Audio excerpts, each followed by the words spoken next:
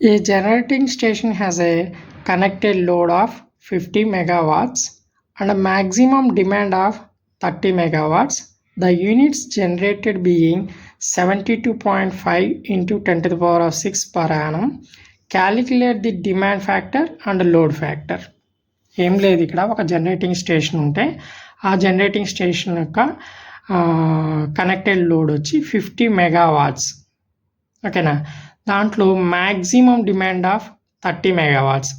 ఓవరాల్గా ఆ generating station అనేటువంటిది దానికి కనెక్ట్ చేసినటువంటి లోడ్ ఎంత అంటే 50 మెగావాట్స్ కనెక్ట్ చేశారనమాట. ఓకేనా, లోడ్ అంటే జనరేటింగ్ స్టేషన్ యొక్క జనరేషన్ మొత్తాన్ని కూడా మీకు ఏదైతే ఉందో దాని మొత్తాన్ని కనెక్టెడ్ లోడ్కి కనెక్ట్ చేసినప్పుడు 50 మెగావాట్స్ లోడ్ అయితే దాంట్లో మ్యాక్సిమం డిమాండ్ ఏదైతే ఉందో మనకి ఆ డిమాండ్ మొత్తం కూడా 30 మెగావాట్స్గా ఉంది. అంటే ఆ లోడ్ ఎంత డిమాండ్ చేస్తుంది అంటే 30 మెగావాట్స్ని డిమాండ్ చేస్తుంది అనమాట. అయితే దాంట్లో unit generated being 72.5 into 10 to the power of 6 per annual. Calculate annual క్యాలిక్యులేషన్కి వచ్చి 72.5 into 10 to the power of 6 వస్తుంది అనమాట. అయితే డిమాండ్ ఫ్యాక్టర్ ఎంత, లోడ్ ఫ్యాక్టర్ ఎంత క్యాలిక్యులేట్ చేయమన్నాడు. డిమాండ్ ఫ్యాక్టర్ వేరు, లోడ్ ఫ్యాక్టర్ వేరు.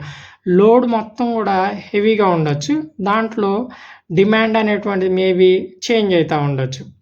ఓకేనా, జనరేటింగ్ కనెక్టెడ్ లోడ్ వచ్చి 50 మెగావాట్స్, మ్యాక్సిమం డిమాండ్ వచ్చి 30 మెగావాట్స్, యూనిట్స్ జనరేటెడ్ యాన్యువల్ వచ్చి 72.5 into 10 to the power of 6 kilowatts. ఇప్పుడు డిమాండ్ ఫ్యాక్టర్ అంటే ఎంతైతే లోడు డిమాండ్ చేస్తుందో ఆ డిమాండ్ దాన్ని మనం డిమాండ్ ఫ్యాక్టర్ అంటాం.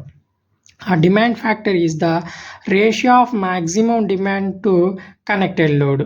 మనం లోడ్ ఎంతైతే కనెక్ట్ చేసామో ఆ కనెక్టెడ్ లోడ్కి మ్యాక్సిమం డిమాండ్కి మధ్యలో ఉన్నటువంటి రేషియోని మనము డిమాండ్ ఫ్యాక్టర్ అంటాం అనమాట.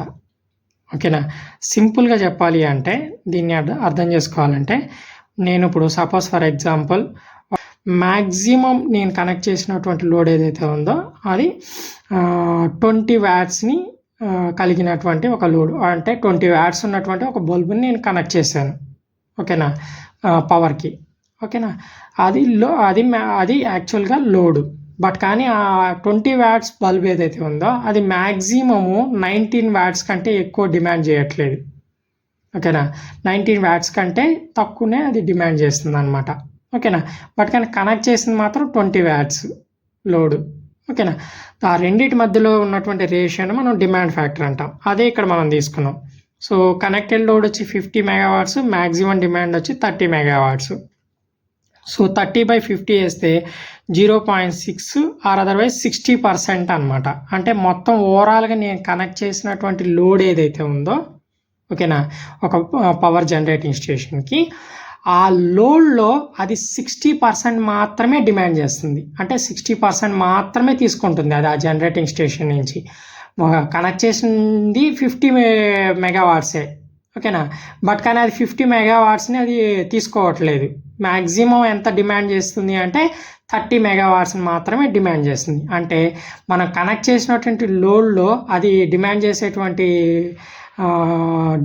లోడ్ ఎంత అంటే 60% ఆఫ్ ది కనెక్టెడ్ లోడ్ అనమాట. ఎంతైతే మనం కనెక్ట్ చేస్తాం దాంట్లో 60% మాత్రమే అది డిమాండ్ చేస్తుంది.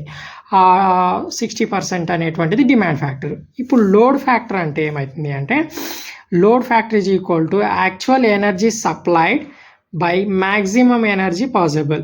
ఓకేనా, యాక్చువల్ ఎనర్జీ సప్లైడ్ ఎంత అంటే 72.5 into 10 to the power of 6 kilowatts hour. ఒక హవర్కి 72.5 into 10 to the power of 6 కిలోవాట్స్ని అది సప్లై చేస్తుంది యాక్చువల్గా.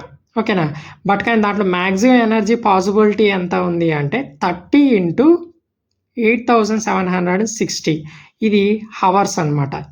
ఓకేనా, ఎందుకు యాక్చువల్గా ఇచ్చినటువంటిది ఇయర్ బేస్గా ఇచ్చారనమాట ఇది మొత్తం. ఓకేనా, దాన్ని హవర్లోకి కన్వర్ట్ చేస్తున్నాం ఇక్కడ. ఎందుకు అంటే 72.5 into 10 to the power of 6 kilowatts అనేది హవర్స్లో ఉంది ఇది. ఓకేనా, అంటే యాక్చువల్ ఎనర్జీ సప్లైడ్ వచ్చి హవర్స్లో ఉంది.